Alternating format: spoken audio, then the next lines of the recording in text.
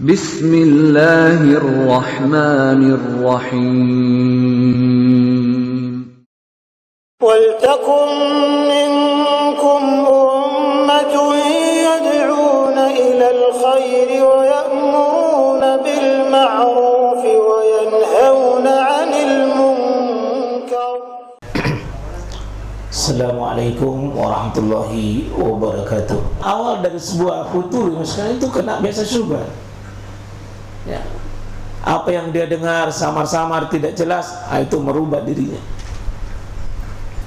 Itu syubhat penting, bahaya sekali.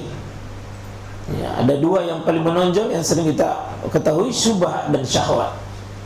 Ya, syubhat kesamaran dalam sebuah ilmu. Syahwat ya menangnya hawa nafsu dalam diri seseorang. Ya, menangnya hawa nafsu tidak dimenangkan ilmu. Ya. Maka hawa nafsu yang menjadi imamnya. Ini bisa menjadi penyebab futur itu. Nah, ya itu doa, Pak. Rabbana la tuzigh qulubana ba'da idh hadaitana wa hab lana min ladunka rahmah innaka antal wahhab. Dibaca doa yang lain misalnya ya muqallibal qulub tsabbit qalbi ala dinik, atau ya musarrifal qulub sarrif qulubana ala ta'atik. Dan doa-doa yang lain ya, untuk bisa Allahumma inni a'udzubika minal ajz wal kasal. Saya berlindung kepada Engkau ya Allah dari lemas, malas dan sifat-sifat al-haram ya wal bakhil dan seterusnya, sifat-sifat yang membuat kita berlindung dari sifat-sifat jelek. Insyaallah. Nah, mudah-mudahan kita diberi paham. Nah, ini yang pertamanya. Ya, tetap kita menjaga keikhlasan dan sekaligus terapinya penyebab futur tidak ikhlas. Jadi semua ibadah yang kita lakukan, Pak, tapi tidak keluar dari ilmu, tidak keluar dari keyakinan yang benar pada Allah, itu tidak bisa bertahan. Dia cepat hilang, cepat pudar, cepat hilang kekuatan, cepat hilang semangat. Itu kalau tidak ikhlas. Maka perbaiki keikhlasan pada Allah. Kita sudah bahas tersendiri. Kedua, lemahnya ilmu syar'i. Ya. Jadi ketika orang beramal tapi dia tidak tahu kenapa saya lakukan ini, dia tidak tahu apa syariatnya ini, apa landasannya, siapa yang suruh saya, apa pegangan saya melakukan ini. Kalau dia tahu bahwa ini dari Allah, ini dari Rasul, syariatnya ini jelas, istiqomah. Kalau orang banyak beribadah tapi tidak mau berilmu, dipastikan itu tidak tahan, ya. Tidak tahan itu. Dilihat saja.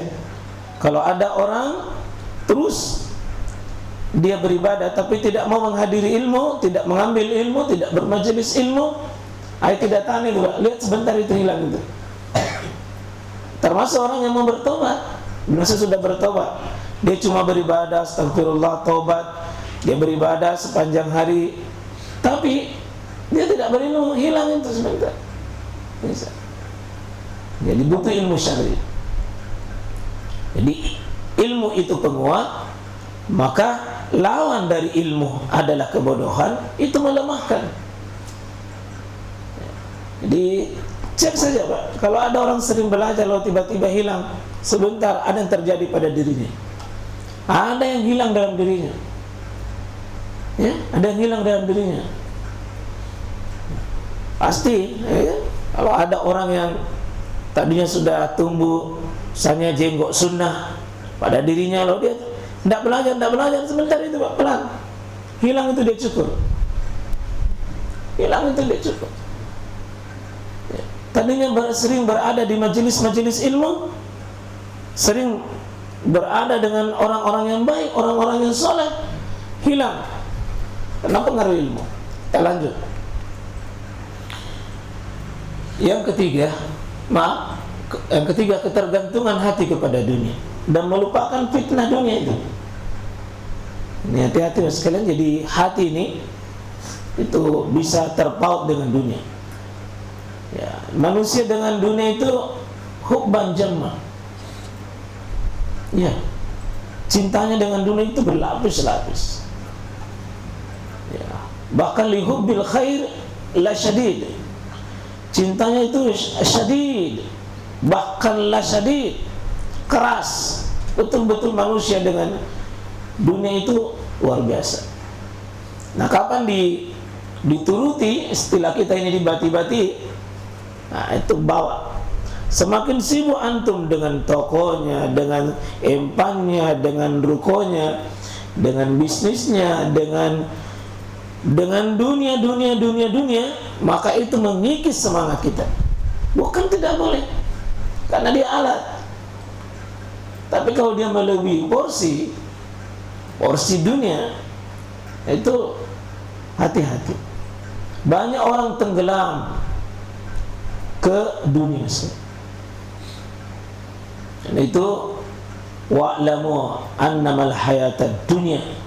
Ketahuilah bahwa dunia itu adalah ya laibun walahun, adalah sesungguhnya dia permainan. Dia adalah senda gurau yang main-mainan saja, Pak. Yang namanya main-mainan, ya main-mainan. Sesungguhnya dia tidak punya hakikat secara hakiki. Main-mainan. Maka kalau melihat uang 100.000 sekian, anggap itu main-mainan saja. Main-mainan saja. Tinggal biar satu koper ini tidak bisa menyelamatkan saya nanti di akhirat. Tidak bisa melindungi saya dari mungkar dan nakir. Tidak bisa melindungi saya ketika api neraka dinyalakan. Tidak bisa. Tidak bisa membela saya ketika pertanyaan bertubi-tubi nanti di akhirat. Karena itu sekalian, lihatlah dunia, ya, namanya itu seperti laibun, dia permainan saja. Kalau main-mainan itu sekalian antum tidak terkait dengan mainan je. Mobil-mobilan, ya enggak mau cintai berlebihan, memang dia main-mainan. Ya, rumah, main-mainan. Ya kalau dianggap main-mainan, ya kita tidak mungkin masukkan di hati yang terlalu berlebihan. Itu resep Pak Quran itu, kasih tahu itu. Ya seperti melihat uang yang banyak satu koper, tapi bapak tahu itu main-mainan, tertarik? Tidak, karena tahu main-mainan. Siapa yang paling tertarik kalau main-mainan, Pak? Anak-anak. Kenapa dia tertarik? Dia tidak tahu. Jadi kalau ada orang gara-gara dunia naburu, terus tidak ada waktunya sholat, tidak ada waktunya berzikir, tidak ada waktunya mengaji, tidak ada waktunya majelis ilmu, tidak ada waktunya yang kebaikan, hanya memburu itu. Itu sifat anak-anak itu. Jadi kita katakan, aduh kasihan dia. Biasa saja, Pak. Jadi begitulah sahabat mengambil dunia, Pak. Dia memperlakukan itu, dunia disimpan di tangannya kan. Kalau di tangan itu Pak, kita yang ngatur ini tangan di mana mau disimpan. Tapi kalau disimpan itu di hati, begitu masuk setengah mati itu keluar. Dipikir itu keluar. Gitu melihat permintaan sumbangan, bapak sedih karena disimpan di hati. Tapi orang bilang lupakan, enggak, cuma main-mainan itu. Dia Allah mengirim sama saya sebagai bentuk ujian. Sudah. Datang tidak bangga, tidak pergi juga tidak larut dengan kesedihan.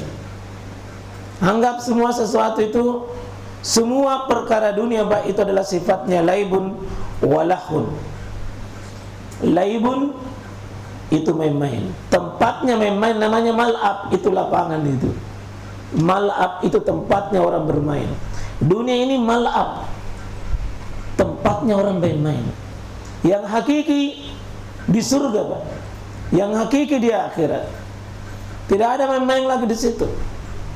Sudah sungguh-sungguhan itu. Coba kenikmatan apa di dunia yang sungguh-sungguh? Minum ke banyak, kencing. Makan ke banyak, WC. Apa yang dikerja di dunia yang tidak menghasilkan dampak? Pasti ada dampak, Pak. Di akhirat tidak. Tidak ada keringat, tidak ada kencing, tidak ada kotoran, tidak ada busuk, tidak ada. Kalau di dunia, Pak, tambah banyak dimakan, tambah banyak kotoran. Tidak ada abadi. Jadi kalau kita pegang begini, Yang saya buru ini dari pagi, yang hilang dan main-mainan, bodohnya saya ini. Kalau saya memburu yang begini, tolong minggir semua ke dulu yang bisa. Ya. Nah, itu untuk bisa memberi semangat kita bahwa kecil semua yang kita buat. Ini dunia, Pak. Ya, diambil seperlunya, karena dunia itu adalah memang tempat di dunia dan dia fasilitas untuk ibadah. Ya, ambil saja. Jadi kalau melihat apapun dunia, tatap saja. Main-mainan itu. Ya, jangan tahu sedih manusiawi itu, Pak. Nabi menangis manusiawi, tapi jangan larut. Jangan larut.